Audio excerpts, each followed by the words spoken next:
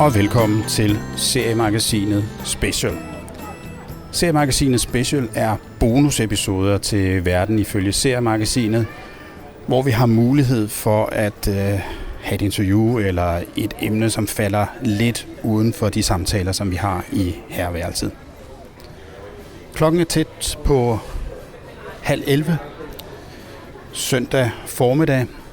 Jeg er taget til Aarhus til tegneseriefestivalen Art Bubble, som løber stablen over 2 dage. Og her har jeg mulighed for at møde Hermann, den belgiske tegneserieskaber, som blandt andet har stået bag Bernard Prince, Jeremiah, Red Kelly og Tårnene i Mauriskoven. Hermann var vel som sådan ikke en tegneserieskaber, som leverede tegneserier til Seriemagasinet, men han er en tegneseriekunstner, som betød meget for os, som voksede op i 60'erne, 70'erne og 80'erne. Og hans tegneserier har været både i fart og tempo, men også i interpresseudgivelser som Zack og Jonah Hex. Mænd, kvinder og børn står allerede i lange køer for at få signeret tegneseriealbum eller få lavet en tegning hos mange af de her tegneserieskaber, som er til stede på Art Bubble. Og om en halv time, så skal Hermann i gang med sin første signeringsrunde. Men jeg har altså lige fået lov til at lave et interview med ham inden da. Og det bliver så den første udgave af Seriemagasinet Speciel. Hermann, nice of you to talk with me. Comic magazines in Denmark, they were in black and white, and now they're beginning to be a bit brown when they're down in my cellar. Yes, the paper turns yellow. I also turn yellow, you know. Yeah, we all do at some time. But something I thought about is the comic Jeremiah. I first read it. It is in color. I read it in black and white. And I saw this first page of Jeremiah that shows a world in chaos. It has signs that says United States to the whites. What were your thoughts when you made the first page of Jeremiah? Well, I thought about that man is not capable to set once for all into peace, you know. It's I have not much illusion about the behavior of man, you know. Sometimes it's cooling down, and then someone is breaking a door in truth and starts to fight. You know, it's a lost case. You know, which I think we have to try to maintain a certain acceptable level of disaster, but avoid big. No, I think that right now, I hope not, but I think we're heading slowly to something that's going to be terrible, especially about the respect of stupidity, our nature and things like that. I mean, we have to pay. I mean, you cannot skip it. It's in front of us. And it's quite interesting because I thought this was kind of prophetic, because about 10 years later, I experienced in television scenes like that when there was the assault on Rodney King, mm-hmm. and you saw the demonstrations there. Yes. Well, as a matter of fact, I'm closer sometimes about my feelings. I'm closer to animal than just someone who just learn things. Mm-hmm. I feel inside something that's shivering inside. I feel like a smell of danger growing slowly here and there. You know, listen, right now the world is in hand, like people, Trump, like Putin, and all those things. I mean, it's in China and all those. It cannot remain calm. It's not. It's one day there will be there will be an exaggeration on one side that will immediately provoke a reaction. I don't see how we can get out of it. I don't see. You know, man is a child finally. And don't you think that there is something good in people hiding somewhere? Yes, there is, but the violence steps over and doesn't take in consideration. Look at the way that people are very, very nice people. They fight to keep the nature in good state, but others they don't. They just because of money. Listen, if there is a God, it's money. It's the only God, the money God, and that one really exists. You know.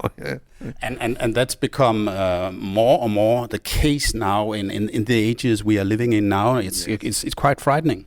Yes, but yeah, it's frightening. But don't ask me what's going to happen next. Nobody can foresee that. It will be cracks up place, but where I don't know. I'm not that smart. Well, if you read my stories, even the other ones following you on, there's always something that shows the danger of man behavior. I'm not. People say, "Oh, you're very pessimistic," but no, I'm not pessimist. I'm opening my eyes and my ears. I see what's happening. I never said I like it, but I don't see how we could avoid it. It's happening, but for many people, as long as they've got gasoline in their car, they go on vacation, they go out, they don't care about what's happening next door. That's mankind. And nobody will change it. I think something happened when you started with Jeremiah and you left Bernard Prince and your cooperation with Greg. Most of your stories take place in this rough and chaotic scenery. We have the Wild West, we have the Middle Ages, and we have the world after the Big Bang.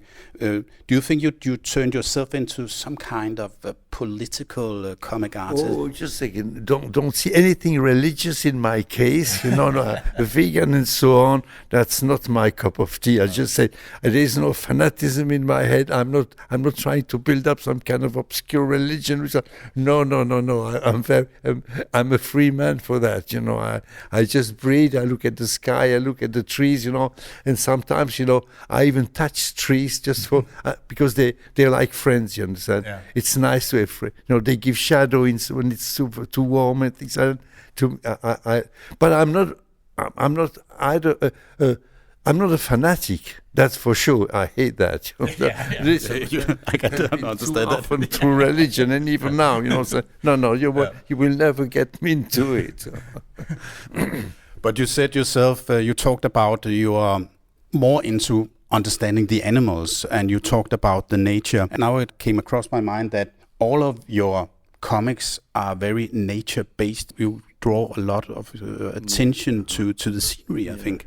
I'm known as being the nature draftsman, but it's because I was born in a very small village in Belgium,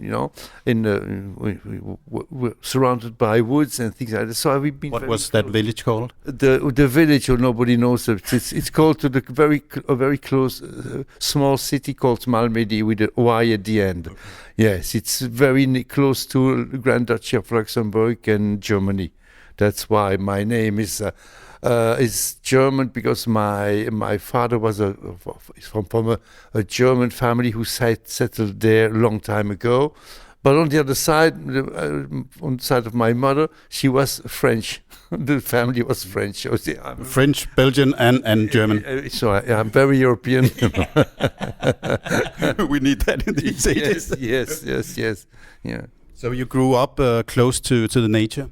Yes, and yes, until the age of 12, because then my mother, for family reasons, she took her kids and she went to Brussels.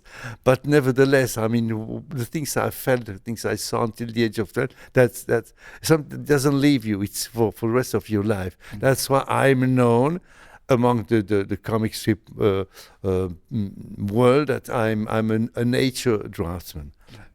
But it's not my basic intention. It just happens that way. I like it. I want to be close to the earth. I'm not in the air in some kind of a satellite. It's no. I'm an animal who lives on the crust called Earth. When we talk about the main characters in many of your stories, the main character is not so interesting. It's often the sidekick, for instance, Cody in Jeremiah, who brings the story to life. Yeah, but in my case and other cases, when you get two guys, there's only one who's a clean guy and the one who's some kind of a clown. But he's a more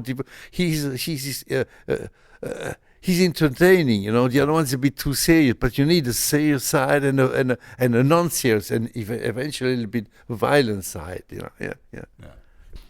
Do you think there's more freedom in the comics in Europe than in the United States? Yes, because you have to take care of sensitivity of different groups. In that case, you're totally blocked. You're like a stick in the ground. No. I'm not crazy. The American world is not making me dream or believe me. That's not what I like. For a European like Hermann there is... Because it's in German say umlaut, two dots on top of E. But in my language you don't need to precise that, because U remains in French U. Yeah. So you have umlaut in your last name? Yes, but it has been eliminated because in our country it's not necessary. No, in German it was an umlaut, yes. Yeah. But for a European artist like Hermann there is great possibilities to make one-shots about the things that are happening today, like you made the Sarajevo tango.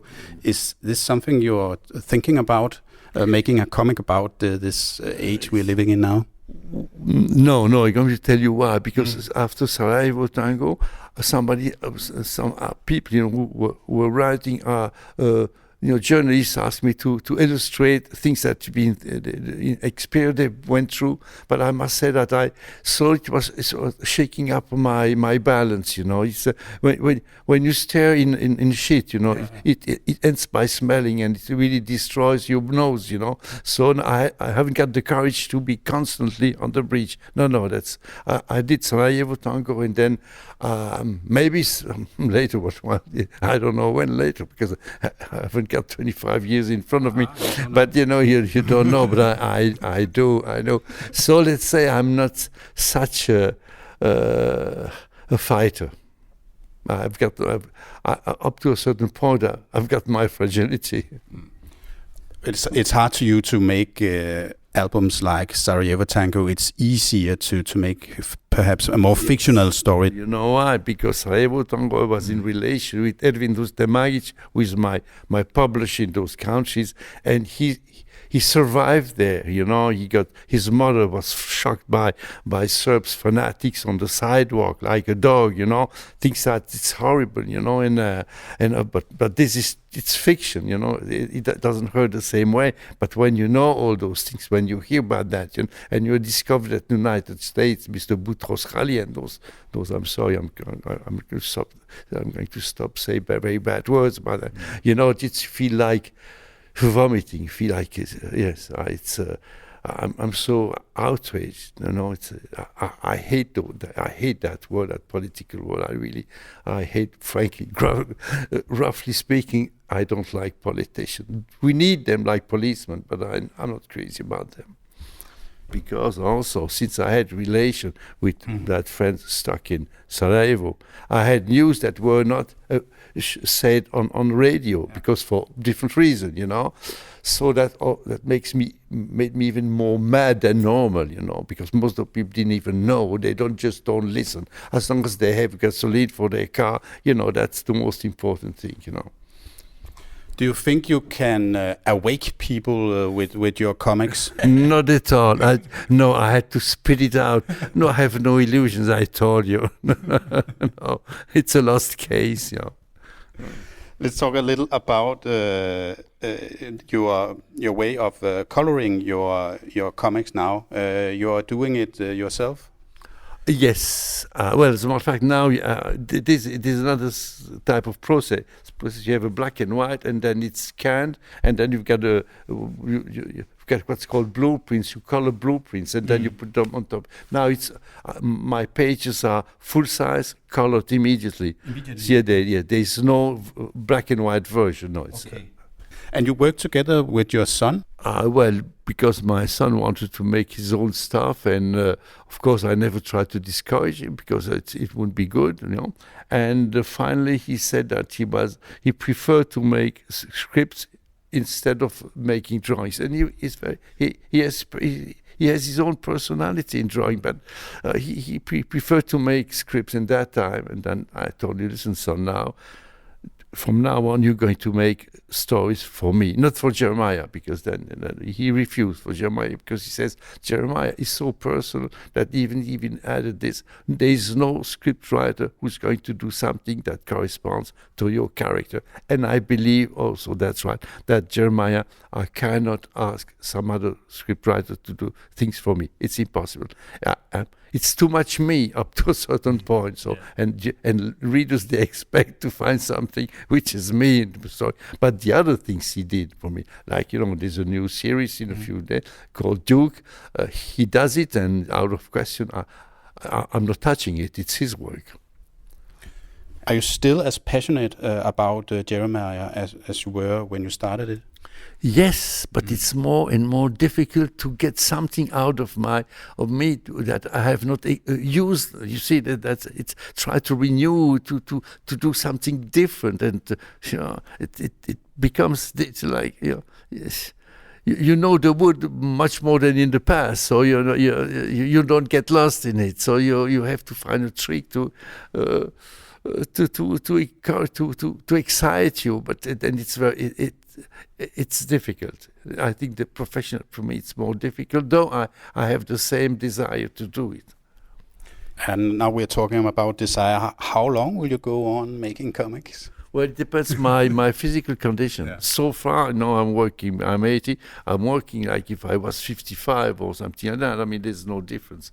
With even more knowledge, more precision in my work, but that's something that you acquire with time passing, as long as you keep working seriously. But the problem is not there. It's I hope that I will keep on going on having that excitement, that's something that makes you feel, that pushes you to an obligation. It's some kind of deep in you must do it. A need. Yeah, it's a need. It's a real need. Yeah. And you have signed albums and making drawings, 2 or 3 signings a day here at the Art Bubble. That is impressive. Well, I'm used to it. And believe me, I'm not crazy about signing, because yes, maybe 10 or 15 pieces, but after that, slowly, because it's repeating constantly faces and this and that. I wouldn't say it's boring, but it doesn't bring nothing. You don't create by signing by signing books. No. So have you had time to grab a beer here in Aarhus? Yes. Yeah. Well, I like signing books, but not too much in time. When I reach 2 hours, it's a bit, to me it's a bit heavy. 1 hour and a quarter, something like that. It's my size, but there are conditions that I have to respect. People want to have me there, sitting there and pleasing my readers up to close to 2 hours every time, and sometimes that's right. I'm tired. I hope I didn't tire you out. It was a pleasure talking with you, and I hope you enjoy your stay. If you had a little time to walk around. It's not the first time in Aarhus. No. I came once or maybe twice, but some time ago. I'm going to tell you something. Right? Yeah. It's anecdotal. I was with a friend of mine. I don't know if he's still in business in Strasbourg. I former comic editor at Carlsen Comics. I salute him, by the way. And we were coming out of a restaurant. It was in Aarhus, and then on the door, how do you call that? The door that looks like a drum, drum door, cool. There was a guy coming, but the other way, not the way it was turning, the other, and a guy about almost 2 meters high, a little bit less. To me, it was very impressive, with a red working outfit, and he was pushing me the other way, going back. So I stopped, I looked at him, and the way he was looking at me, I said, listen, that guy's going to punch me on the nose. Nobody will be able to protect me. And he came to me, and he pointed his finger to my chest. I say, okay, that's gone. I'm going to be flat on one side. And he says, Hermann, he says, oof. I say, wow. It was a guy from Norway. He was there with his big car outside. Then he grabbed me by the shirt, he took me out, and he gave me some kind of a stick, and then I had to draw one of my characters on the side of his van, It's funny, but believe me, I didn't feel safe when the guy went to me with his fingers pointing to my chest. Oh. We won't recommend this to all the fans out there. At that point, you had the test. It's not necessary. You haven't got time to make drawing on all people's vans. Well, it might happen occasionally when you invite, especially by the people, the organizer. They ask me, "Could you do that?" But no. I don't. Can you imagine the lineup of cars and a van waiting in front of the building? I would have problem with the police. Hermann, it was a pleasure meeting you, and it was a pleasure talking with you. Okay, so if you say so, so much the better. Det var Seriemagasinet Speciel for denne gang. På genhør.